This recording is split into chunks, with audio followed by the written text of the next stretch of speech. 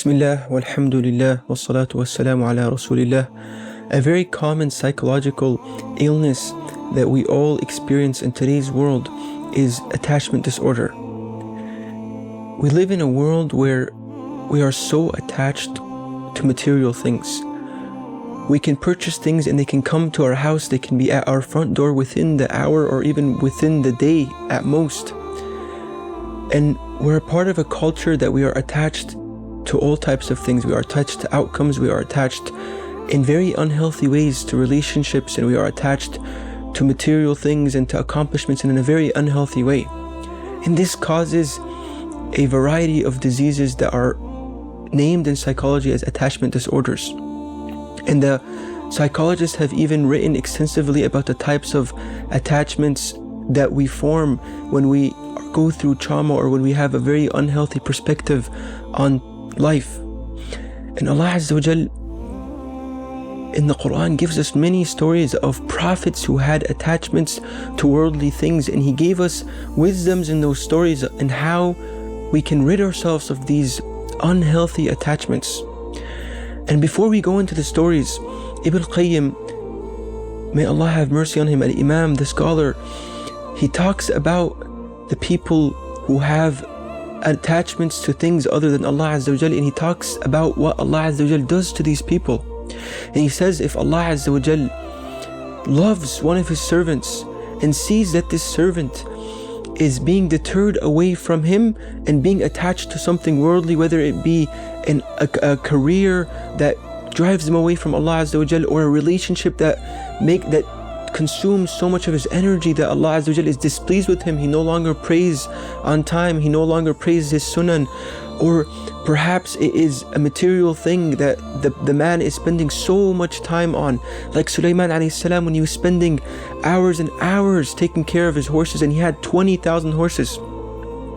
And it is narrated in the tafasir that one time he was brushing these horses and taking care of them, that he was so consumed with this that he forgot to do one of his obligations towards Allah Azza wa Jal on time, and so he was upset with himself for doing this, so he ended up slaughtering all those 20,000 horses, and Allah Azza wa Jal for that replaced him with the 20,000 horses, replaced him with the power to control the wind.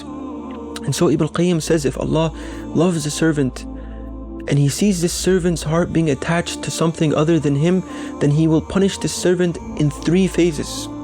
The first phase is that Allah Azza wa Jal will punish the servant in the phase of attaining the thing that he's trying to get attached to, the job he's trying to get so badly, even though it is a job that displeases Allah Azza wa Jal and is a manner that can lead him to impermissible non-halal earnings, or a relationship that leads him away from Allah Azza wa Jal, or anything else. Allah Azza wa Jal punishes this servant to cleanse him from his bad deeds by making the attainment of this object or relationship or career very difficult. And then the second type of punishment is that Allah Azza wa Jal makes it so difficult for this person to keep that career or keep that object, that car, or whatever that is that displeases Allah Azza wa Jal, or that relationship. Allah makes it so difficult for this person to attain it, and he struggles and he endures so much pain holding on to this attachment. And then Allah Azza wa Jal cuts the lifeline, and in the third phase He punishes the servant through the phase of the inevitable loss of that attachment. That relationship ends. You lose that job, you lose that wealth, you lose that status that was driving you away from Allah Azza wa Jal. And Allah Azza wa Jal punishes you through these 3 phases until you return to Him, and so that your heart is cleansed from all impurities and attachments that are not in His sake or not for His sake.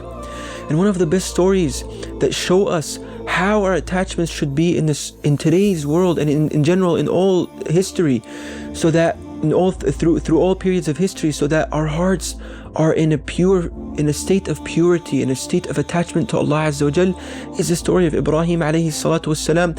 And we've mentioned Ibrahim alayhi salatu wasalam throughout the story, throughout the videos, and his virtues. But the virtue, the one incident that made him, that elevated him from a prophet that was of ulul azm, of the greatest prophets of Allah Azza wa Jal, to the rank of Khalilullah, the friend of Allah, was the incident where Allah Azza wa Jal describes to us where Ibrahim alayhi salatu wasalam had reached a very old age and his wife could no longer give birth. But Allah Azza wa Jalla says, فَبَشَّرْنَاهُ بِغُلَامٍ حَلِيمٍ. We came to him at a time where he could not even expect a son. His wife is too old, perhaps she's reached menopause, and we give him glad tidings. We gave him glad tidings of a son, of a forbearing son. And so فلما بلغ معه السعي قال يا بني إني أرى في المنام أني أذبحك. After he got this son, Allah Azza wa Jal comes to Ibrahim. Allah Azza wa Jal tells Ibrahim in his dream to slaughter that son. And the wisdom behind that is that Allah Azza wa Jal started to realize that Ibrahim's attachment towards Ismail was getting in the way of what Allah Azza wa Jal had planned for Ibrahim. And Allah had planned for Ibrahim to reach the highest status of all prophets, the status of being Khalilullah. So Allah Azza wa Jal got jealous over Ibrahim, for Ibrahim. He did not want Ibrahim to lose out on the status. So he tests him and he tells him in his dream to slaughter his son. And so Ibrahim comes to his son and he says, "Oh son, I saw in the dream that I was ordered to slaughter you." And we know that the dreams of the prophets are orders from Allah Azza wa Jal. قال يا بني إني أرى في المنام أني أذبحك فانظر ماذا ترى. And it's a lesson for the whole family of Ibrahim alayhi salam. He tells his son, "Oh my son, I saw in the dream that I slaughtered you, that I am slaughtering you. So look, advise me, think with me, what shall we do in this situation?" And Ismail responds to his father, a young child, a young adult perhaps, responds to his father and he says, يا أبت فعل ما تؤمر ستجدني إن شاء الله من الصابرين. He says, "Oh father, do what you have been ordered to do. You will find me by the will of Allah Azza wa Jal patient." And so Ibrahim sets out with his son to slaughter him for the sake of Allah Azza wa Jal. And on the way to the location where he is planning to slaughter his son, the shaitan comes to his wife and he tells her, "Where is Ibrahim? I heard Ibrahim is going to slaughter your son. What is this crazy man?" And Ibrahim alayhi salatu wasalam's wife responds, if his Lord showed him this in his dream, then it must be the truth. And then shaitan realizes that he could not get to Ibrahim alayhi wife, so he goes to Ismail and he tells Ismail, "Oh Ismail, what is your father planning to do with you? Can you believe this? This man is claiming to see in his dream that he's slaughtering you. This man is crazy." And Ismail responds similarly to his mother. And this is to show us that in our lives we will go to impermissible ways of earning. We will say, "Oh, we have to earn interest because it's the only way."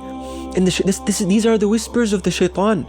He will come to us and he will tell us to settle for things that are impure. And he will tell us to settle for situations and for relationships and even for ways of income that do not please Allah Azza wa Jal.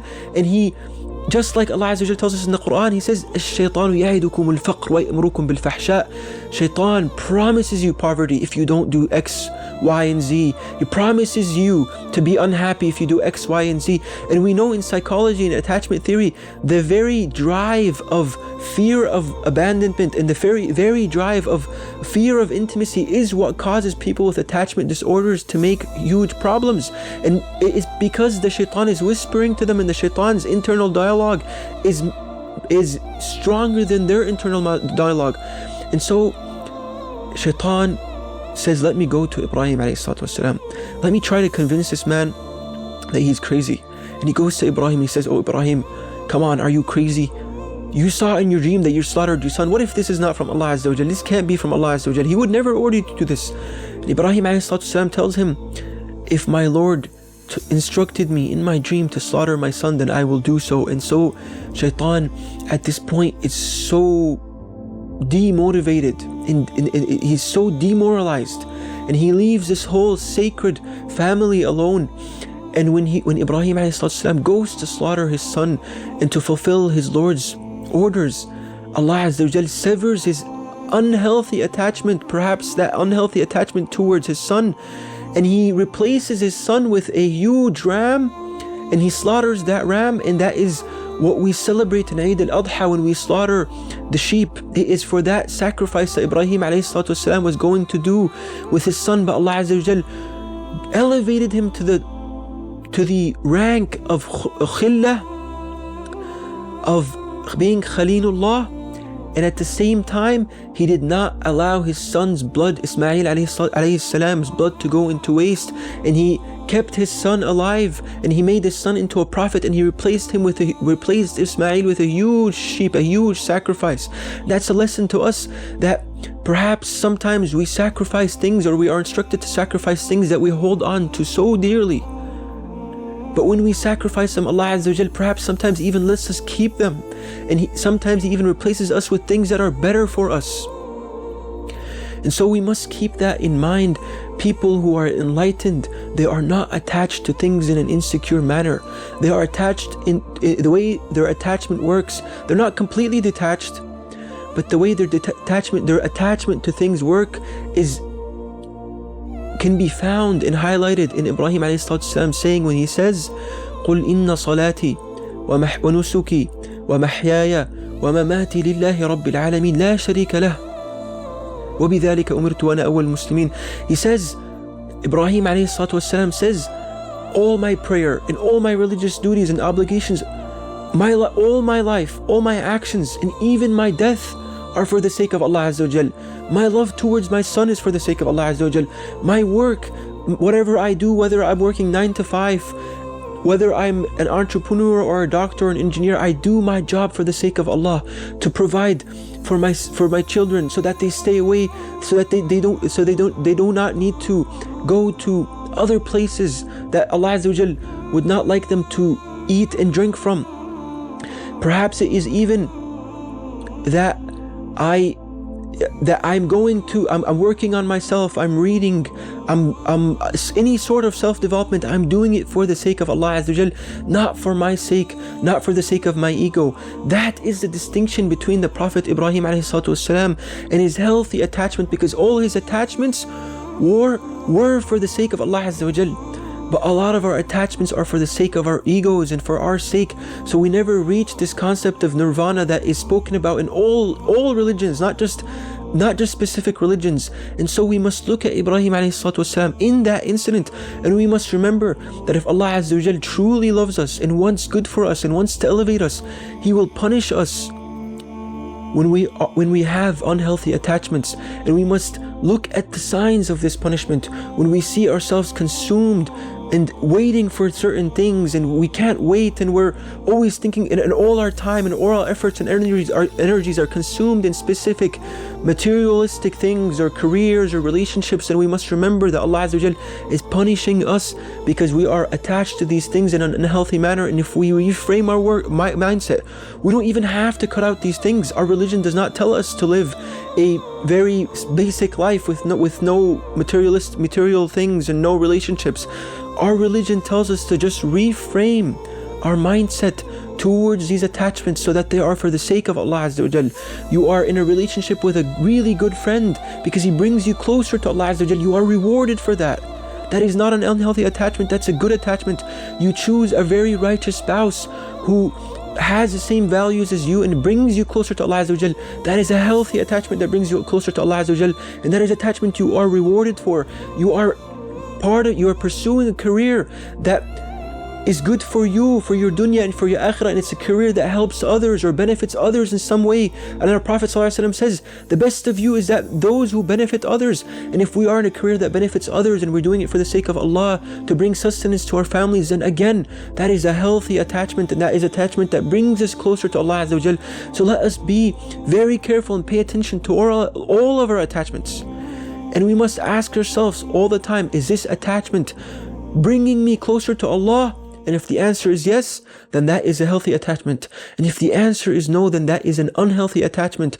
And we must sever that attachment and cut it off or reframe our mindsets.